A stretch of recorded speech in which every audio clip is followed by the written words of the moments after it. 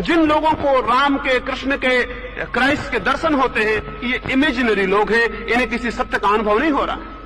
ये किसी बड़ी गहरी कल्पना में प्रविष्ट हो गए हैं, और कल्पना में प्रविष्ट होने के कई उपाय हैं। अगर बहुत लंबा उपवास किया जाए, बुद्धि की क्षमता क्षीण हो जाती। इसलिए सारे साधक जो कल्पना में अनुभव करना चाहते हैं, उपवास को अनिवार्य बताएंगे। जितना उपवास गहरा होगा, बुद्धि की जो सतेजता है वो कम हो जाएगी और स्वप्न की शक्ति मुक्त होने लगेगी। जितना कम भोजन शरीर को मिलेगा, उतना जानने का बोध कम होने लगेगा और कल्पना का बोध गहरा होने लगेगा। इसलिए सारे दुनिया के कल्पनाशील लोग उपवास के समर्थन में खड़े होते हैं। लंबा उपवास बुद्धि को क्षीण करता है और कल्पना को तीव्र कर देता है। जैसे आपने लंबी बीमारी में अनुभव किया हो, बहुत दिन भोजन न मिला हो, लंबे दिन बीमार रहे हो, तो आपको अनेक अनेक कल्पनाएं पकड़ने लगती हैं। आपका पलंग उड़ा जा रहा है, आप आसमान में चले गए हैं, आप न मालूम क्या हो गए हैं, पंखे लग गए हैं, उड़ रहे हैं, और आपको ऐसा लगता है ये सब सच है।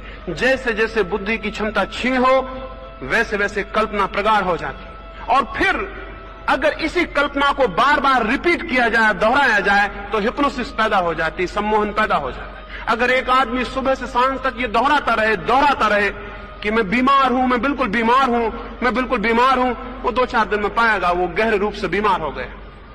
अगर एक बीमार आदमी ये दोहराता रहे कि मैं मर जाऊंगा, फला दिन मर जाऊंगा, फला तारीख को मर जाऊंगा, निश्चित फला तारीख को, फला समय वो आदमी मर जाएगा।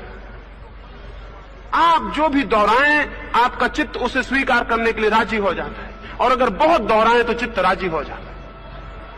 जो लोग राम को पूछते हो, कृष्ण को या महावीर को या बुद्ध को, और दोहराते हो कि उनके दर्शन हो जाएं, उनकी मूर्ति के सामने बैठ के उनकी प्रतिमा को अपने मन में लेते हो, धीरे धीरे उनकी कल्पना प्रगाढ़ हो सकती है और वो अनुभव कर सकते हैं। वो अनुभव बिल्कुल ही असत्य होगा, वो अनुभव उनकी ही कल्पना का होगा, वो कोई सत्य का या परमात्मा का अनुभव नहीं है। क्योंकि परमात्मा का न कोई रूप है और न परमात्मा की कोई मूर्ति है। वस्तुतः परमात्मा कोई व्यक्ति नहीं है कि आपको उसको साक्षात हो जाए।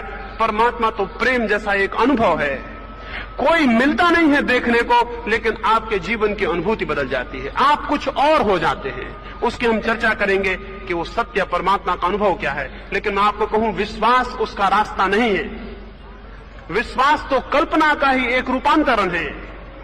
विश्वास तो विक्षिप्त होने का ही मार्ग है, और अविश्वास भी उसका रास्ता नहीं है।